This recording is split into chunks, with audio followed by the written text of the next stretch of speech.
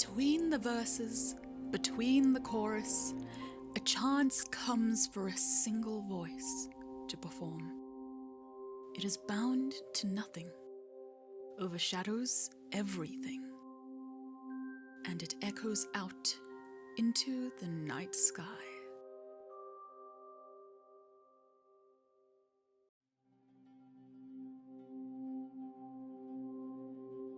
Blue and green light strikes my vision with a brutal force as I open my eyes for the very first time.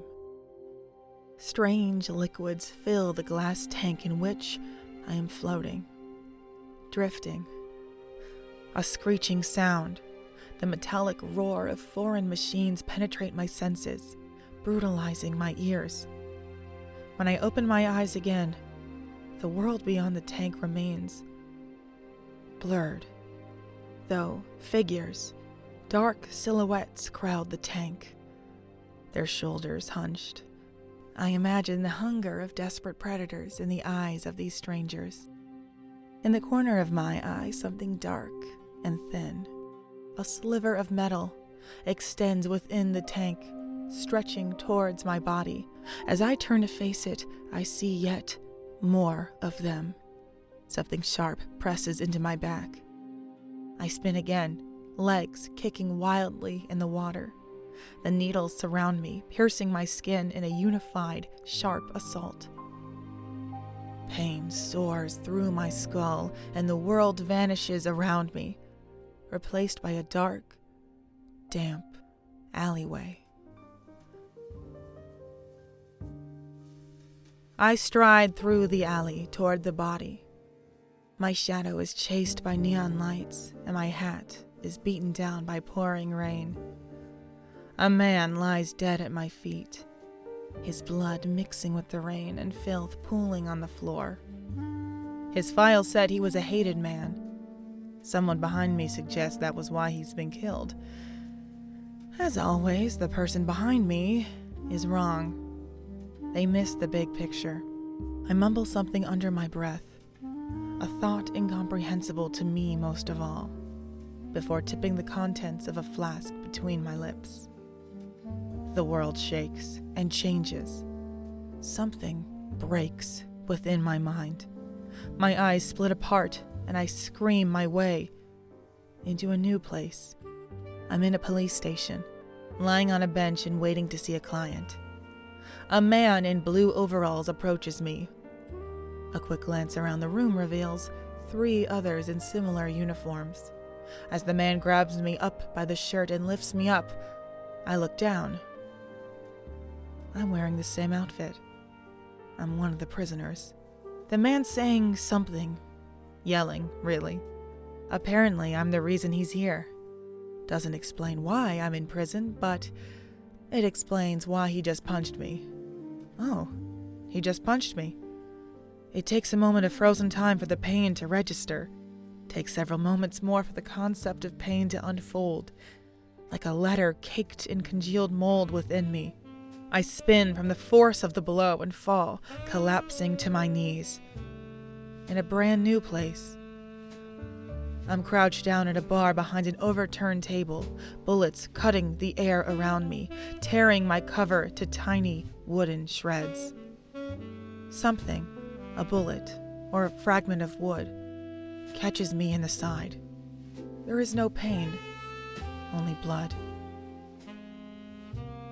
I'm out of ammo. A bullet shatters a piece of table and takes me in the shoulder. I collapse, falling to my stomach, face striking the hard surface of the bar. The world shakes one more time, and I shut my eyes. Something screams, pitched fury and fear. My body writhes, and hands press against me, holding me down. Turning me over? Something cold touches my back. Hands, unwanted, are all over me. Where are my clothes? I want them to stop, but they can't hear me over the screaming. I want them to stop, but they can't hear me over the screaming. I open my eyes. Blue and green light strikes my vision once more.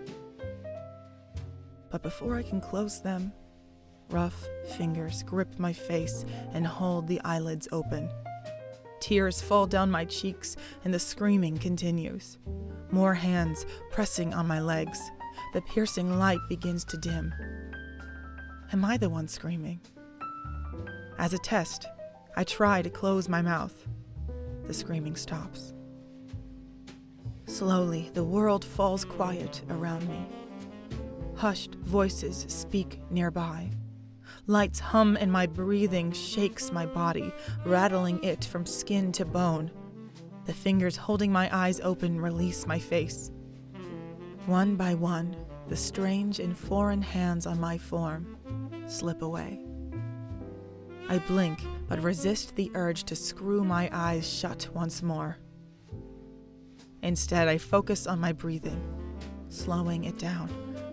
My hands shake against the cold, hard floor. After a moment, the hands return, gently this time, lifting me up and carrying me. It's a short journey. Before they set me down on a chair, another figure appears in front of me. A man. He shines a bright light in my eyes, moving it left, then right. Terrified that they'll force my eyelids open once more, I keep my eyes open. After a brief examination, the man leaves, and someone else presses something into my hands.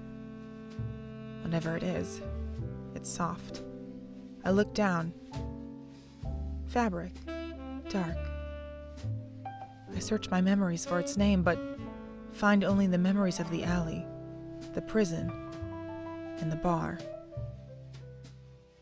"It's a gown," speaks the voice of an unfamiliar figure. She's old, smiling gently. Green clothing, faded, worn. Gray hair hangs and tangles down her cheeks. How long has it been since she washed it? Bags under her eyes, tension in the face muscles. Is she forcing the smile? "I'm sorry about them animals," she continues. "They really can be monstrous. Normally we try to restrain you with straps and a bed and the like. But it's a busy day and we didn't have any left." "You haven't gone home in a very long time," I finally said. My voice is tired, lower than I expected. Bit of gravel, a touch of hostility. Is that who I am? I don't quite know who I am. "Oh, don't be alarmed," the woman says. "Oh, your memories will come in time.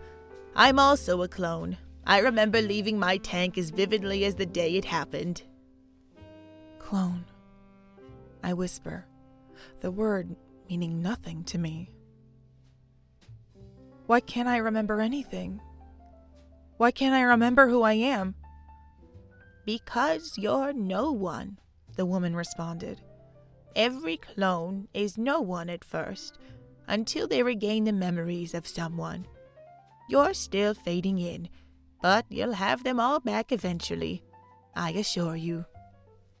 My attention returns downward, down to the gown in my hands. I run my thumbs over the surface. When I next speak, my voice is hollow. "I'm no one." "For now," the woman said. "But then, very soon, you'll be Aria Moon." "Aria Moon? Aria Moon," I said, testing the name on my lips. "Welcome." The woman extended her hand. "Welcome, Aria Moon, to Harmony."